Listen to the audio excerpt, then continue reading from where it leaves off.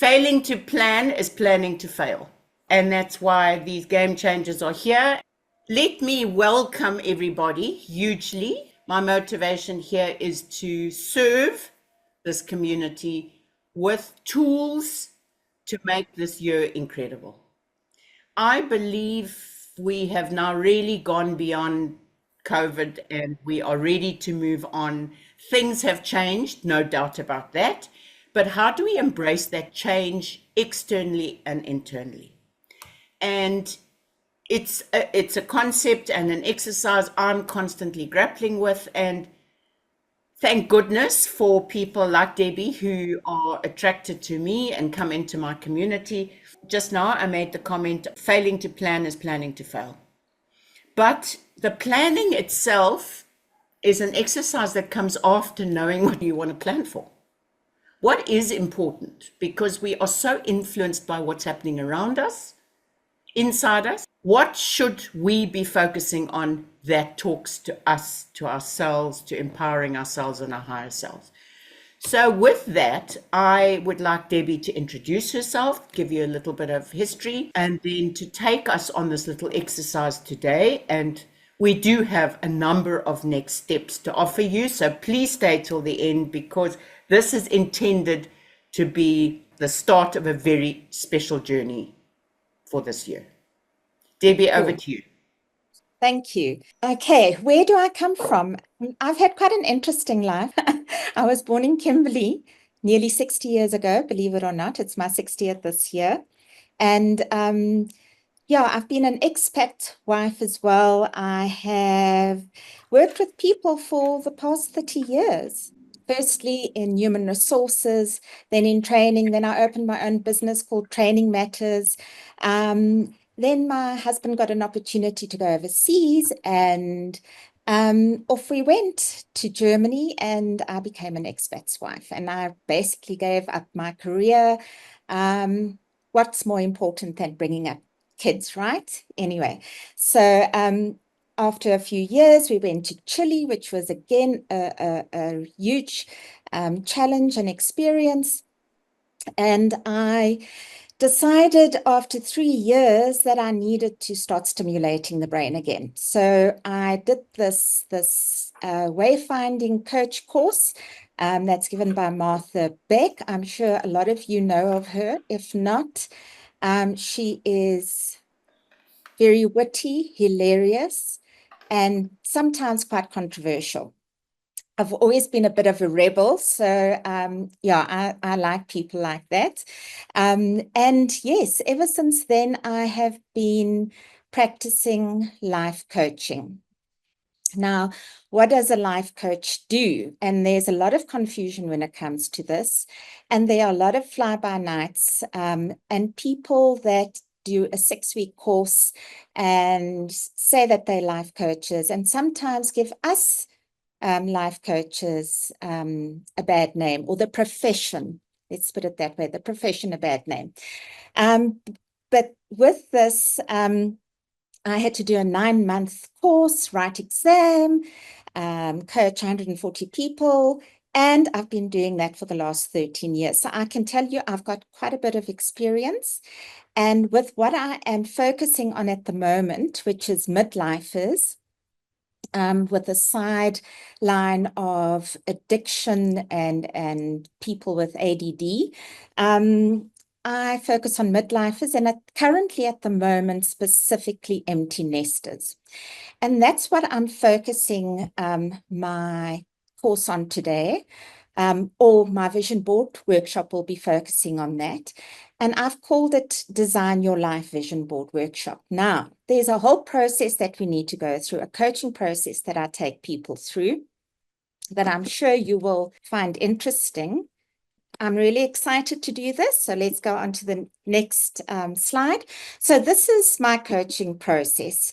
One of the things that we learn with our Martha Beck coaching process is that we always in transition. And basically there's 4 quadrants that we tend to go through in our lives. We're only going to be focusing on the first 2 today. The first one we call, it's the mantra we use is, I don't know what the heck is happening, but that's okay. So whenever there's a big transition or change in our life, a catalytic event, that could be changing jobs, it could be having a baby, it could be moving countries, it could be becoming an empty nester. With a lot of you, I'm sure, kiddies starting school, that could be another catalytic event, is little ones starting school and going off. So we go through this whole change process. And often we feel very overwhelmed. And one of the things that happens, and we like using the butterfly as an analogy, is when a caterpillar changes into a chrysalis, it actually becomes a whole lot of goop, like soup. Um, and there's no structure, and you don't know who you are and what you are because you're going through this change. Everything's different. Everything feels different.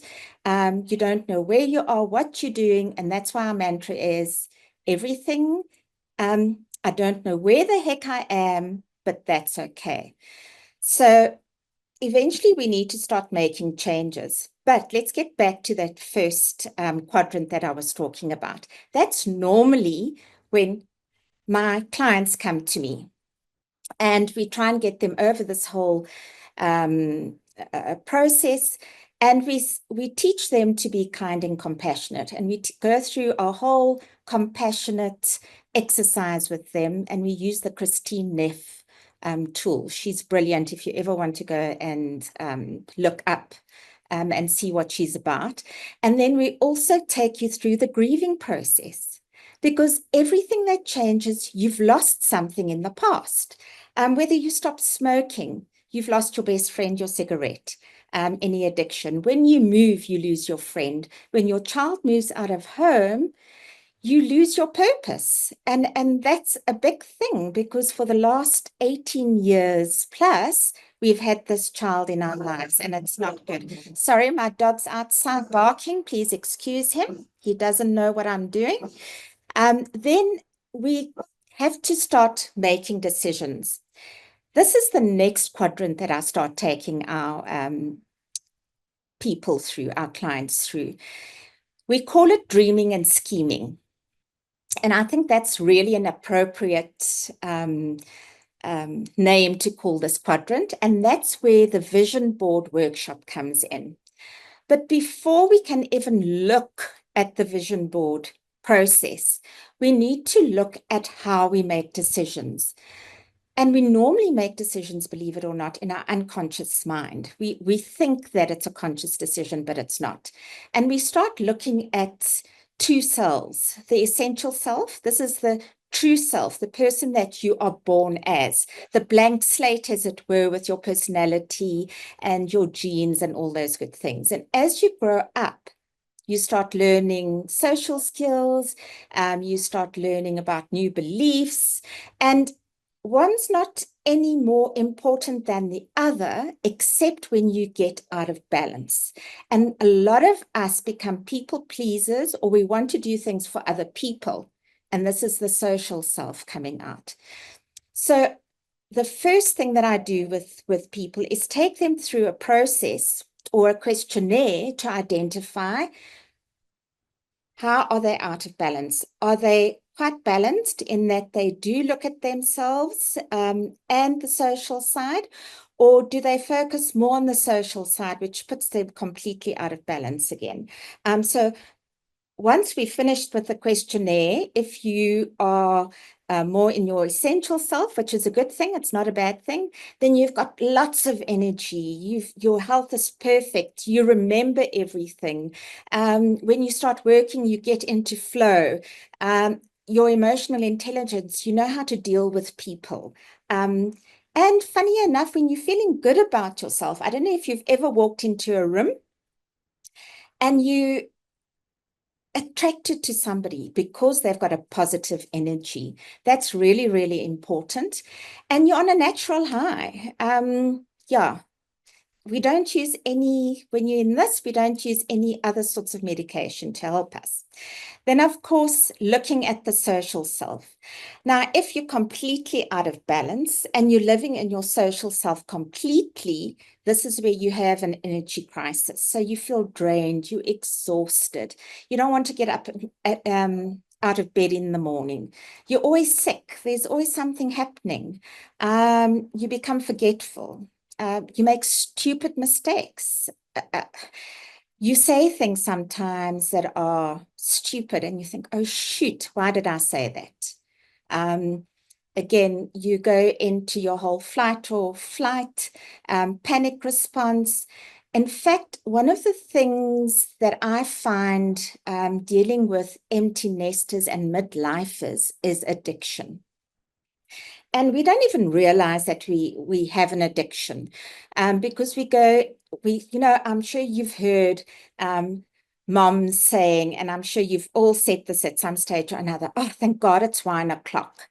I'll just have one glass of wine. So every evening you have a glass of wine, and before you know it, if you don't have that glass of wine, you start feeling funny. You almost go through a withdrawal. Now, when you get to empty nester and you've got nothing to fill that space with, that emotional space, it's so easy to say, I'll have a second glass of wine. Or, oh, you know what? I don't have to fetch the kids at 4 o'clock anymore. I'll start later. So there's all this stuff happening. And then, of course, we go into a depression. And if you think about it, it's your body. You don't want to listen to your mind. Your body starts saying to you, hey, excuse me, you're not listening to me. I'm feeling stressed out. I'm unhappy. We've got to do something about that. And that's why sometimes people have nervous breakdowns. They become addicted, all sorts of other weird and wonderful things. Okay, so when we in this stage and we realize that something has to be done about it, or you're at the beginning of the year and your child has left, or you're starting a new job, or you've retired, or whatever it may be, where there's some sort of catalytic change in your life, and you've gone through the whole compassionate exercise, you've gone through the grieving, and you understand and you've accepted it now, you need to start making some decisions, not so. You want to set a goal. You want to find your purpose. And this is what we do with the vision board. Now, I run a half-day vision board workshop. It's 5 hours. However, you get these exercises before you start the vision board workshop. And you get a value, first of all, you get this essential self and the social self exercise that you do. And then we start doing the value exercise. And this is really based on your essential or authentic self. And values are really the things that are the most important thing to you. If you don't have values and you don't know what your values are, it's going to be difficult making decisions, or you make decisions and you're unhappy with the decisions that you make. It's feeling less empowering. It's disempowering. You're going back to your social self. So we need to find out what's important to you. And we use this value exercise and we tell you to print it out and bring it with you, because when you start setting your goals and you start putting things on your vision board, you go back to your values and you say, does this align with my values? That's always the question that you ask. Does this align with my values?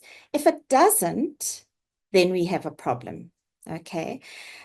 So the value exercise is really important. So it's not just about sitting and doing your vision board. Sure, it works. In fact, before I knew this process, even before I did my coaching, my husband and I, we've been wanting for the last 20 years to buy a house at the coast, okay?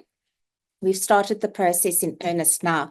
But before I became a coach, we decided we were going to buy a house somewhere in Southbrim. You know, the kids could go there, it would be nice. And as one of I learned about vision. Remember The Secret? Does everybody know of The Secret? Hands up. Have you all heard of The Secret?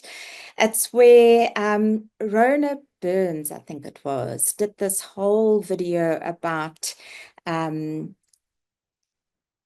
what you want and manifesting your dreams.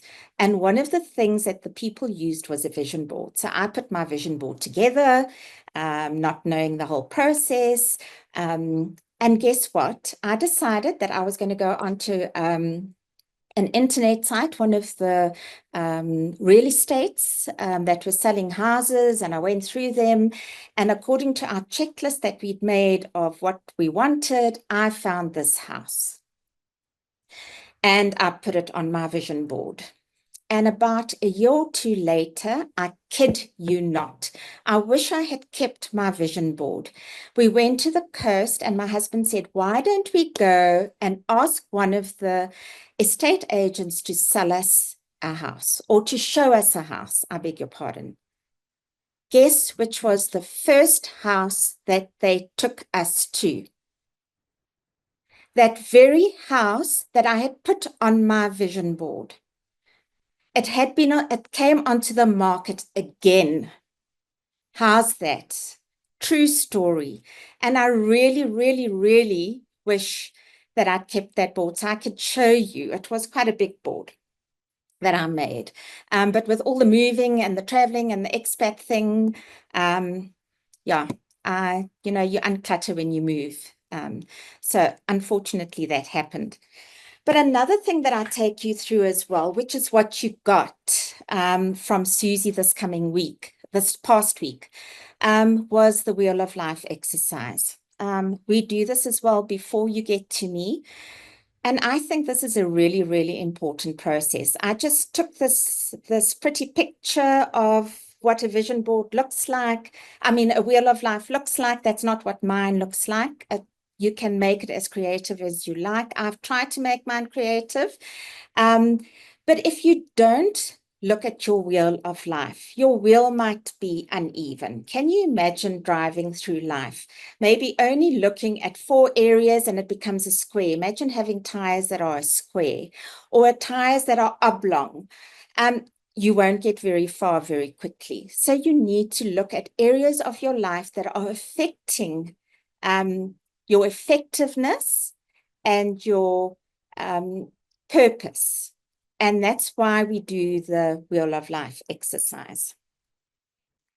Now, I have 4 areas that I focus on: relationships, and that includes your significant other, your family and friends, your community, because I think you can't really live life without taking those relationships into account. For me, as you get older, you'll see your values change. Your values change, and you start wanting to help others more. Initially, it's your family that you focus on. Well, when you first get married, it's your significant other. He always, or she, or your partner always remains important. Then your family and friends become important, and you focus more on them. You're growing a family. But once you become an empty nester, you start looking at your community. How can I give back? And the reason why I mention that is because your values do change, unfortunately, or fortunately, because people say, yeah, but my values are completely different to what they were. Shouldn't they stay the same? No, because you've got different priorities at different life cycles, or seasonal cycles. I like using and I like linking in the 4 seasons to the 4 quadrants in the Martha Beck process. So yeah, we start with that and we change. So we do, and you're allowed to change, and things influence you. And you might have been very idealistic and believed one thing when you were younger. I don't know if any of you, before you had children, or if you haven't had children and you see your nieces and nephews or friends' children, you think to yourself, if I have children, I will never allow them to get away with that. Arrogance, and then of course you have the children and you think, oh, I said these things. I understand now why this happens. So your values change and you start becoming more tolerant of other people's values as well. So yeah, your values change. And then the other area that we look at is your lifestyle. And your lifestyle is your finances and your money, the environment, in other words, the area that you stay in, your house, your friends that you have, the country that you live in, the groups that you attend, like this that Susie has, and of course the ladies association we're going to tomorrow, and your company. So we look at that and we can say with say maybe your environment, we know in South Africa, and maybe that's why so many people are leaving the country, is because they are feeling unsafe. Before they might have said, oh no, we would never leave South Africa. Then they go, they live in a country and they think, oh, sherbet, I made the biggest mistake. I thought it would be so much better living here, and you'll find a whole lot of people coming back because they have again changed their values. They've realized that living in a warm country instead of where it rains all the time, or living in a country where there is a little bit more democracy than others is part of your value. So we need to look at our environment. Another thing that comes up very much when it comes to midlifers is you start questioning yourself, especially when it comes to who's got a bucket list. And you said before a certain age, I would do A, B, and C. And then the next season, you're going to do D, E, and F. And you get to midlife. Midlife, by the way, is anything from 40 upwards. You get to midlife and you think to yourself, I have not even done half of what I wanted to do. I've only done a third, or maybe you've only even crossed one thing off. And you start questioning, what have I done with my life? I've only got so many years left. What am I going to do with the rest of the time? And this is also where your environment comes in and your lifestyle comes in. You say, do I really want to spend all this time doing what I'm doing currently? Is it empowering me? Is it helping me? Especially when you don't have to worry about children and your children have left the nest. Or maybe you still do for a couple of years because they might have gone to university or college. But yeah, you start thinking of these things. And then fun and recreation is also really vitally important because I was speaking about balance. Yeah, you need to have a good work-life balance. What did they say? Too much work and no play makes Jack or Jill yeah, a boring person. Yeah, what can I say? So fun and recreation is really, really good. Learning.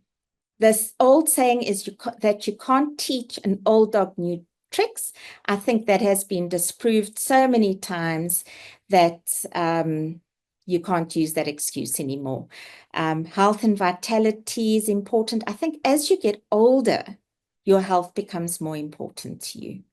So I think many of us, as part of one of our goals, is getting our health back. So I find with myself now, that is one of my most important priorities is my health. Emotional well-being, very, very important as well. That's a huge big topic I won't go into. And then there's your life purpose. And this is what I said, you question yourself, what is happening? So we have already started looking at our values. We start asking the question of, who do I believe in? What do I believe? How do I believe? And this is where your spiritual side of life becomes very important and your values become very important. I've noticed that if you go and look at a lot of people or gurus out there, they have had all these values and somehow they always come back to their spiritual side, because it's the bigger picture. Where do you come from? How did you come from it? So that's very interesting. Of course, you know what, when you hit midlife, 50, 60, 70, it doesn't matter how old you are. I mean, who was it? Louise Hay, which I'm sure you all know, started her business when she was, I think, in her mid-60s, 70s. Correct me if I'm wrong. But it doesn't mean that just because you're an empty nester, just because you've turned 50, 60, that doesn't mean your life has ended. In fact, it's the start of a new chapter. This is the place where you focus on yourself. You don't have to worry about children. You don't have to worry about any of these things. This is your time to grow. And so what happens is, as you go through this, I have shown just with a significant other, I went and completed my questionnaire, my average for all the questions, and I'll show you what it looks like now, was 3, say. I also then say, okay, so what do I want my average to be? It's out of 5. Do I want it to be a 5? Or is that too ambitious at the moment? Maybe I'll make it a 4. Or you can say to yourself, you know what? Maybe I'm quite happy with where I am. It's perfect. I don't need it to be any different. And so you leave it as is. So then what I do in my worksheet, I actually look at the difference between where you are now, where you want to be, and you get the difference, the different value. And this then ranks them. And why am I ranking them? Because when we have this worksheet in front of us, we tend to want to sort everything at once, don't we? We want to eat the elephant in one big gulp. Unfortunately, we all know this, and that's why they say the second Friday of every January is New Year's resolution. I think they call it fail day. Correct me where I'm wrong as well. But it's because we try and do too much at once. And we set ourselves up for failure. So what I sometimes say, like with health and vitality, if you've been a couch potato and you realize, look, it's not good, it's actually worse than eating sugar, and you want to get going, and so you say, I'm going to go to the gym every day for an hour and a half, and maybe the first week's good, and then you start running out of steam. The better way of doing it is to break it down into chunks. Start with small habits, start with small things, and say, you know what, today I'm going to go to the gym and I'm going to get onto the treadmill for 10 minutes. I bet you anything you'll stay on for 15. And you say to yourself, I'll only go twice a week instead of every day. And that's how we start building up. That's why we need this sort of ranking or prioritizing, because to us, whatever we've got here is important. How do we choose the most important one? This is what my worksheet looks like. You can see there's a whole lot of different questions. I've grouped them. This is relationships, so significant other, family and friends, community. And I've also allowed you, except for maybe relationships, spaces to add your own items there that are important to you. You can see it totals up. It works out your average. So if your average for significant other is 3, and you're happy with that, cool beans. But if you want it to be a 4, then that's your goal for the year or for the next 12 weeks. Is to do that. And then what happens is, let me just go back. It actually then looks at the average, it ranks it for you. And if you see this little wheel, this is your wheel of life. Because I've only marked significant other, you can see that that is now my one area that I've got to focus on. It will then give you the different colors, like in a pie.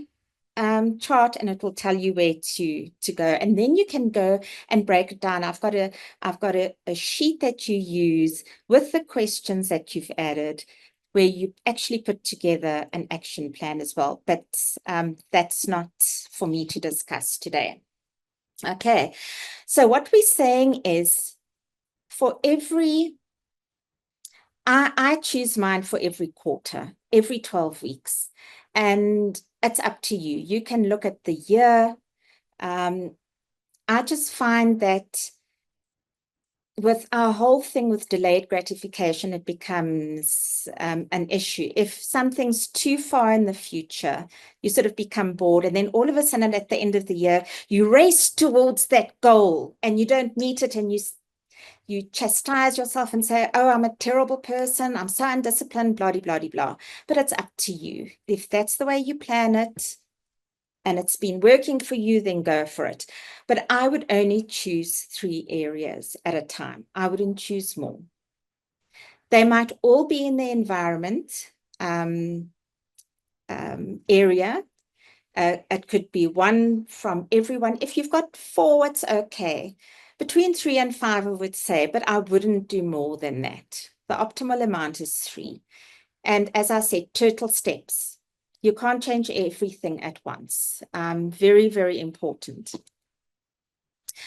Another thing that we look at after the vision board, then I take you through my vision board process. You complete those 3 questionnaires before you come on the vision board workshop. So you've got everything in place. You will then come through to the vision board workshop. It's nice having even numbers, because I like getting people to work in 2s or in 3s, where you can share your where you want to go.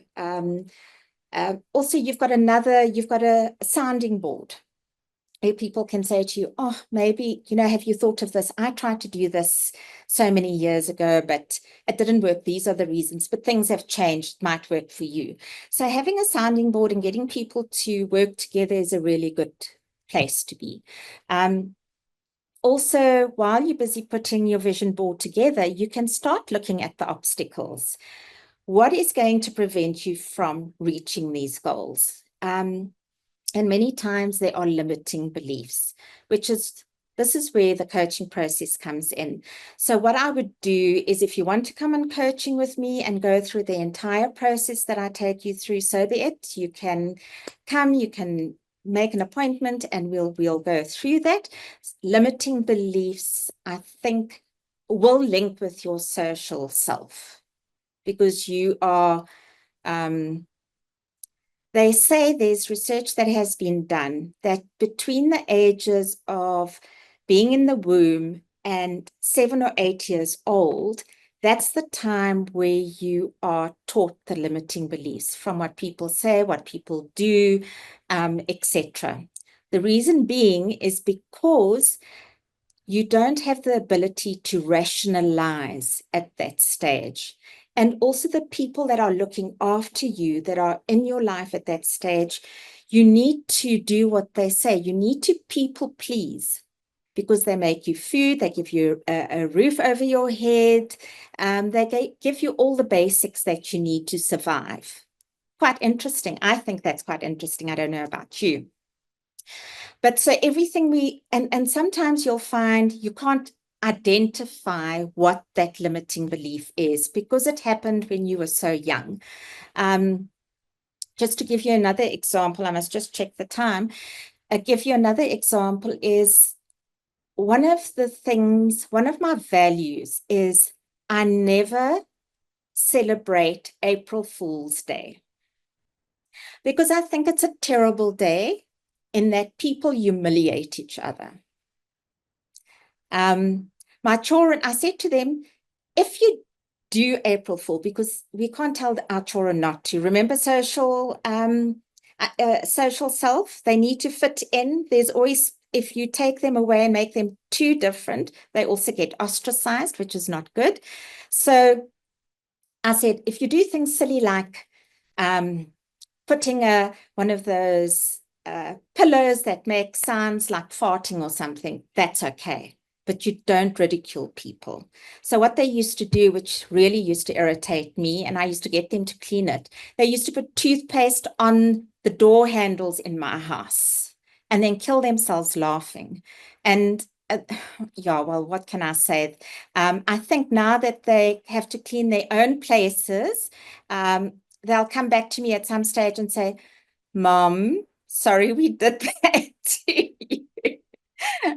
As they got older, I made them clean it, you see.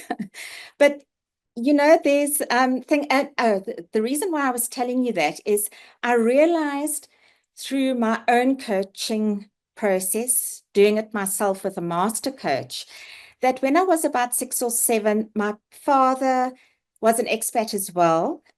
We lived in London for a year, and I had to go to a school in London. And it was a day where I had to do PT, exercise, physical training. I don't know what you guys call it these days, but that's what I knew it as. And we had to wear black shorts and a white t-shirt. And because we were new, my mom forgot to put my kit in my bag. Do you know that the teacher made me do it in my vest and panties, and the children laughed at me? And that, thinking back, that knee-jerk reaction that I get when people ridicule themselves, I identified why. Isn't that interesting? So there are limiting beliefs that you have from little things like that. And then we go into our goals and action steps. And I'm sure you know what gets measured gets done. And then, of course, there's a review process as well. Reviewing regularly is very important. And I mentioned the other day the whole miracle morning side of things.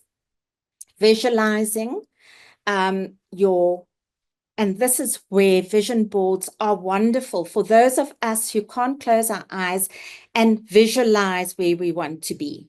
The vision board helps us visualize where we want to be, which is great. And then we just repeat the process. You can repeat it for the smallest little thing, which is great. So for more information, if you want any more, I'm sure you've got my details on the WhatsApp group. And firstly, I just want to thank Susie again for giving me this opportunity. I've been wanting to launch this for quite a while, and Susie is the best coach. Coaches need coaches as well. We definitely need coaches. And I see a lot of you are smiling because I think you've all had the experience of Susie being coached by Susie, and she does it in a really good way. So thank you, Susie. So please get hold of me, or I've tried to be more modernized, innovation and all those things. So if you want to scan my QR code there, you're quite welcome to, and I will then send you the information on the vision board training as well. Thank you for that insight into how you work. I'm challenging you to go and sit with that today while this is fresh in your mind. Fine. Go and sit with it and be honest. It's often so difficult to get into the shadows and be honest about what's in the shadow. This might just help you realize that there's an area you need to explore. And if that is so, I would urge you to come on this journey with us. Yes. Think about joining the vision board. Also, I must tell you that you don't have to specifically identify your limiting belief. It could be so deeply ingrained that you can't identify it, like I did with mine. However, that doesn't mean you can't change it. There are ways and means of changing your limiting belief. The reason why we didn't do the exercise, I think with the exercise, you need to sit in meditation and you need to do it and think about it, especially the values exercise. I don't want you to rush it because it's important. Does anybody want to comment? Was there anything that you suddenly thought, this is something I should be doing. This is something I should be focusing on. I want to confirm that what my intention was with this workshop was to make you aware of, put things in the spotlight that you might not be aware of, that need work, that need development, and put those into your goal planning. There's always a self-development part of your goal planning. So whilst here I might be focusing on your marketing goals, your business goals, that kind of thing, you can't achieve that without working on yourself. I would love you to be at the stage where you can identify something you need to work with. Even if you're not clear, it probably is pointing in the direction of the shadow limiting belief. Then you are getting already on the road to doing something. So next week, Nell, who many of you know from this group, and just get you on track to physically work on a bit of goal planning with identifying some of these things. And I also want to mention and open up as part of the discussion my journey, which I mentioned last week. Those of you who are new here today, is about empowering you to embrace your skills, to open the door to a new opportunity. I am moving on myself from content coaching. I think I've served everyone well for over a year.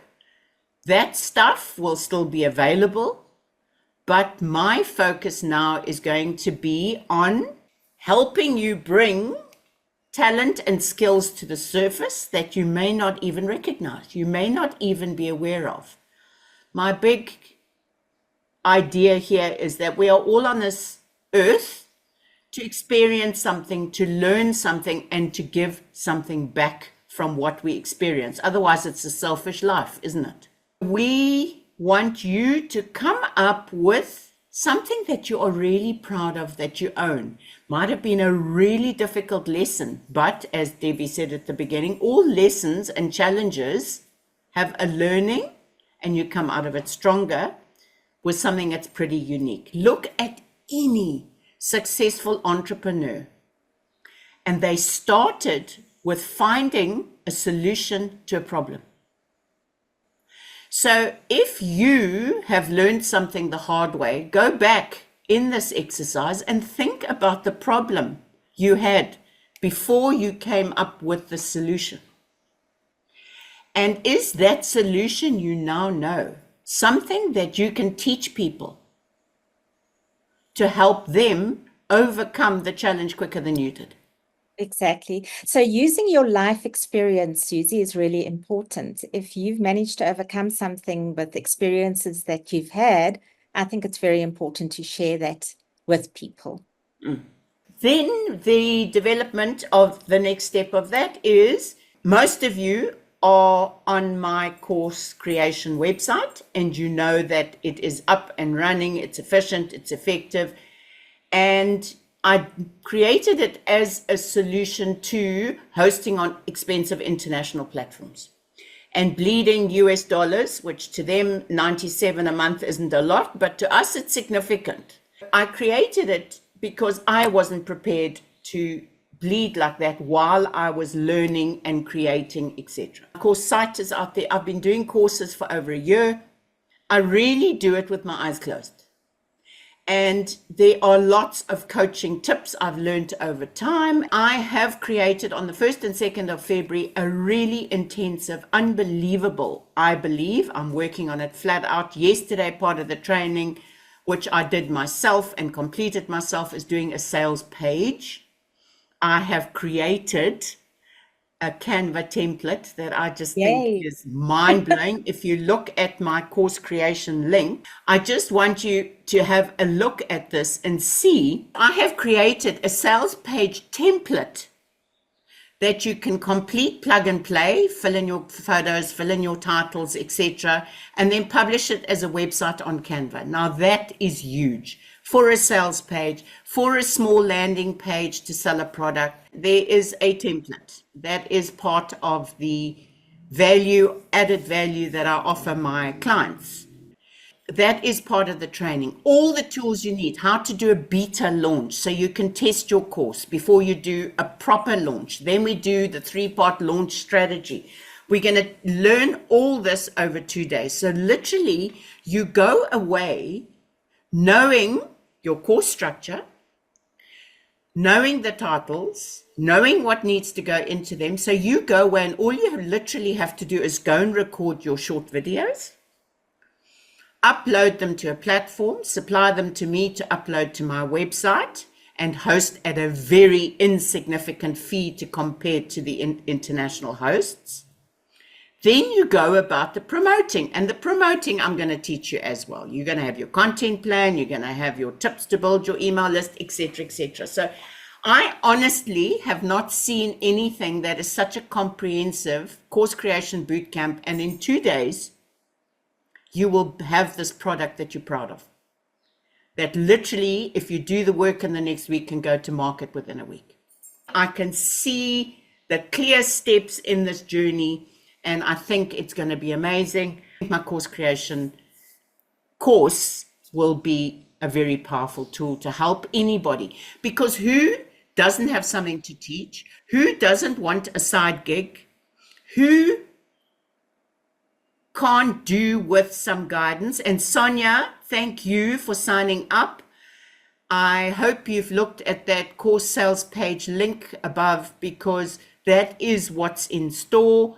Very soon I will be doing some pre-work just to get you all excited. The week before the course, I will be doing a Zoom for all the participants to get you worked up and get you ready to work. So there you are. The registration link and everything is up there. I also, like Debbie, am doing limited space because it's so intensive. I want to be able to get everybody to really show progress. We've got 5 modules, about 3 lessons in each module. Thank you, Richard. Glad you joined us. Have a great weekend, you too. So anybody want to open up, feel they want to talk about something, have any questions? Yvonne, please kick off. First of all, Debbie, I want to say to you, thank you. You've just given me the impetus again, just the inspiration to just not sit there, but start moving and start doing things. Thank you so much. Wow. How's that? Sorry, I've got something in my throat, so you can hear the emotion. You know Susan, what? You have Susan, given me goose flesh, and just having one person come back with that yeah. makes me feel good. Thank you, thank you, thank you. And you're such a beautiful person. I mean, I looked at your initial photograph and I want to say it, just take it and carry it with you. Yeah. And then Susie, you've been, I mean, you worked with all of us for a very long time. You saw some of us trying to use the things that you shared with us. And actually, I think you also gauged us as we went through the process. And some of us caught onto the things that you shared with us. And, you know, I mean, we're living a life and we're busy with other things in life, but you've given us so much. And what I would like to share with you, what I would like to say is that the workshop that we're going to present, I did a similar workshop with an international group last year, no, 21. And if I look at the different kind of sort of subjects that the individuals that they used to design their course around, I mean, it was unbelievable. But I think lots of people did not eventually get to the point of really doing that work, you know, the course. And I think there's such a big need for that in South Africa. And when you mentioned it for the first time, I just thought this is it. Thank you. Thank you, Yvonne. Now, so you have confirmed something that I am very aware of, because I'm a consummate course register, not completer. And one of the bonuses, so my course value is 22,000 Rand because of all the additional material and coaching I'm giving. And to confirm what you have just said, one of the things I'm doing is doing a weekly Zoom for the participants for 4 weeks after the course for accountability and to keep you on track. And we will be checking in to confirm that you have done what you said you were going to do, and that you are making progress and that you haven't missed the boat. I think the encouragement and the accountability is what is missing in most online courses. And that is also something that I will be working on my portal, is to make sure that we connect with our students and keep them on track doing the work. Like our Content Kaizen Facebook group, the WhatsApp group, keeping in touch with people to keep them updated on what's going on. It's such a blessing to be surrounded by a bunch of such beautiful women, and for me to learn about us sharing the same values actually, and how we need to get out of the rut that we're in. And Debbie knows my history, and I must say I've been sitting here typing her this long letter just of my appreciation of her wisdom, that you know, she's helped me so many times just make more sense of my life. And I have reached a point where actually, you know, there's light at the end of the tunnel, and listening to this today is just absolutely, it just opens it all up to me. Like, Annie, there's a place for you. So thank you, and thank you to everyone. It was lovely listening to everyone. Thank you. Thank One you. of the things that I am very aware of, and that I actually posted this week, and it's a message that is really resonating with me loud and clear, and perhaps leave you guys with this message, is stop chasing the butterflies, tend and nurture the garden, and they will come. Ah, My mission this year is to build a community. There were sort of 20 people here today that were attracted to join us. You know, we look at the numbers when we sit on a Zoom or and you look and you go, that's not very much. But put 20 people in a room and the impact is huge. If we can just touch a few people with everything we do, we are living a life of purpose. Okay, folks, anybody else? Final call. Anybody want to say something? Yes, Angela, please. Hi, this is the first time I've joined the group and really, really enjoyed it. Debbie, thank you. You've given me the kick in the behind that I've needed. Yeah, I think certainly for myself, and I think it applies to a lot of entrepreneurs and business owners, is we get overwhelmed by what's got to be done. And certainly for myself, the addiction is then let's hide in social media or things like that, instead of actually sitting down and doing the work that needs to be done. And I think if you've got it written down and planned out, it's far easier to tackle it one step at a time, rather than being overwhelmed by the bigness of everything. So Angela, thanks. may I comment on that? Because I have been on a vision board exercise for over a week, and I have blocked out time slots. I don't believe it's that easy to do all in one thing, because some of it gets overwhelming. You deal with different things, and as I keep going back to the shadows and the limiting beliefs, things surface and you've got to let them simmer for a bit. My recommendation to you is block time in your diary. Give yourself time every day, every other day for a week. Don't put pressure on yourself. Do it in, how do you eat an elephant? One little bite at a time. Exactly. Debbie, from me to you, thank you very, very much. And the Just a vision board reminder, is my course creation is 1 to 2 February. If you want to get on board, please go and do it.